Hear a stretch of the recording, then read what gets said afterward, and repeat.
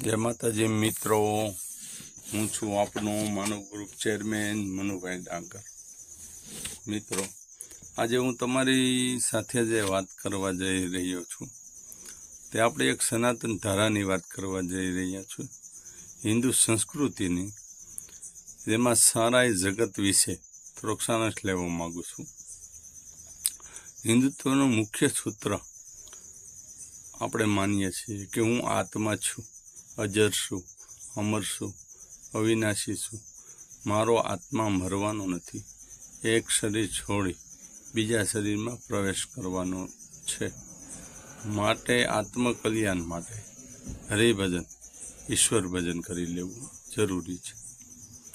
આ ખાલી કહેવાની વાતો એટલા માટે નથી કે આ વાત ઉપરથી આપણે ઘણો બધો સારાંશ મળે છે કે ઈશ્વર સ્મરણથી તમને શરીરથી દૂર રહી અને આત્મકલ્યાણ માટેની જાગૃતિ થાય।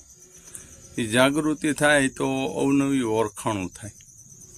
આ ઓળખાણો દ્વારા આપણને ખ્યાલ આવે કે આપણે કોણ છીએ।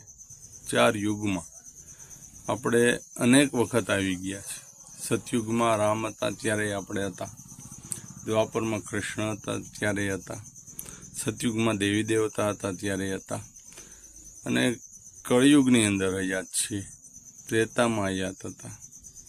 તો જાણવાનું કે ક્યાં ક્યાં કયું પાત્ર મારું હતું, તો આપણે કયા યુગમાં કયા પાત્રમાં હતા અને એ યુગમાં કેવડા જન્મો લઈ ચૂક્યા છીએ। હજારો જન્મો છે આપણા।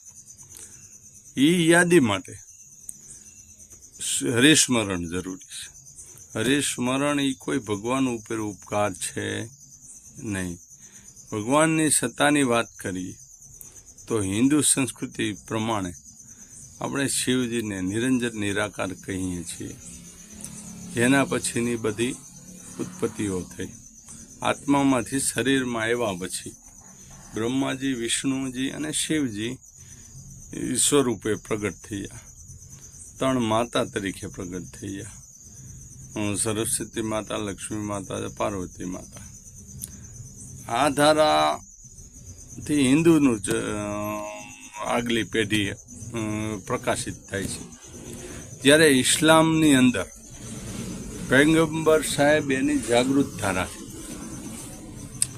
અને નિરાકાર ચંદ્ર અને નિરાકાર વૃત્તિ અલ્લાહ જેને કહેવામાં આવે છે, એને નિરાકાર જાગૃતિ છે। જ્યારે ક્રિશ્ચિયનની અંદર ઈસુ ખ્રિસ્તી એની જાગૃતિ છે।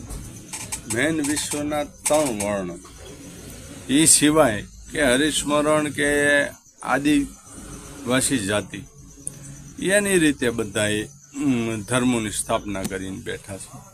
જ્યારે હિન્દુ સંસ્કૃતિમાં અનેક ધર્મોની સ્થાપના થઈ છે। આ ધર્મોની વચ્ચે જે વાત કરવાની છે કે બધાના ધર્મ જુદા જુદા, સંસાર સકડીમાં બધાય ગાણમાં છે। વધુ ને વધુ દિન પ્રતિદિન ઉજ્જવળ ભવિષ્ય માટે લોકો સતત મહેનત કરી રહ્યા છે।